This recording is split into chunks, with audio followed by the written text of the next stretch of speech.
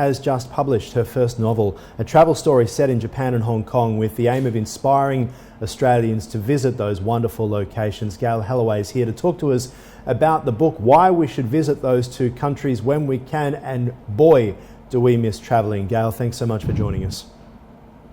Thanks very much, Aaron. It's great to be here. What got you started writing a book about these two places? Well, I actually started writing it way back in 2000, so it's really great to finally be able to publish it. Back in 2007, I just returned from an overseas trip, and I just was finishing writing my travel diary, and I thought, I'm quite enjoying doing this, so I might try my hand at a bit of creative fiction. And it led me on to just going with what I knew, which was to create a travel narrative. And my very first trip as a solo traveller was to Japan and Hong Kong, and I was able to incorporate some of my own experiences into the story. And in fact, Japan and Hong Kong are very fascinating for Australians, I think, and I think with my book Cherry Blossom Footsteps, it's really come at the right time in terms of a bit of armchair travel. And I think we all need armchair travel right now because we can't do the real thing. Hong Kong's a really interesting case, isn't it? It's kind of seen as the Disneyland version of China, as a great place for Australians heading into China to first go to get that culture. But of course, there's the Western element as well after all those years of English rule. What I'm interested, though, from your perspective, is the clampdown we've seen on Hong Kong recently. Obviously, that would make for somewhat of a different story, a different book. What are your thoughts? Oh, absolutely. It's a bit of a challenge there at the moment, and I imagine that the Hong Kong tourism authorities are keen to kind of get away from some of the unrest that they've had there. And my book is about exploring different parts of the island and the mainland area. So it'll be interesting to see how it plays out. Yeah, very much so. Now, the main character in the books, in the novel, on her first trip overseas, what are some of the advantages, would you say, of solo travel that you found?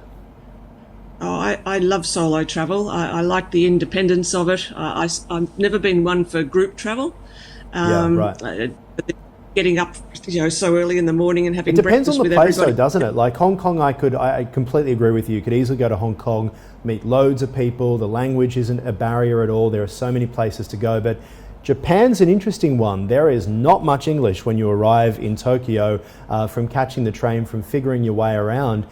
Do you think there's a bit of a difference when it comes to solo travel? Are there some places easier, better than others, or do you just prefer to solo travel wherever you go? Well, generally I prefer wherever I go, even when there's a language barrier. There's most of the places I've been to have enough English to allow you to get around. And Japan is one of those, but I did struggle mightily when I was in the Tokyo train station the last time I was there.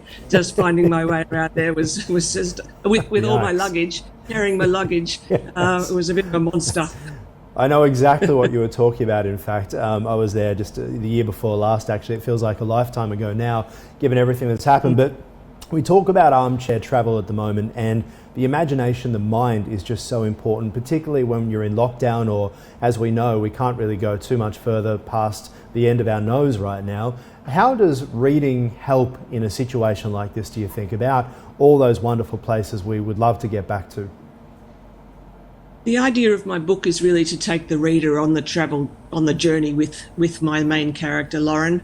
It's very much descriptive. It picks up on culture issues, on the history, explore all sorts of different avenues of the nature of the places that Lauren visits.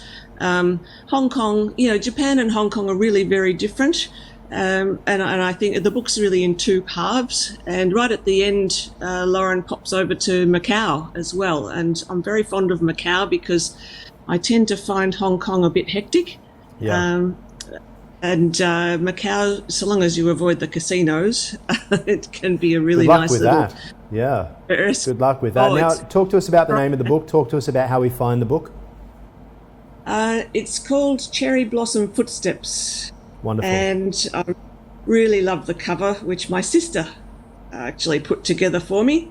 Yep. And it's available. I've set up a website, gailholloway.com, and there's links on that website to the places you can purchase online. Wonderful, wonderful, wonderful. And we very much appreciate your time and also just giving us a bit of insight into all those places we would love to get back to. Gail Holloway, thanks for joining us on Ticker today. Thank you so much. It's great.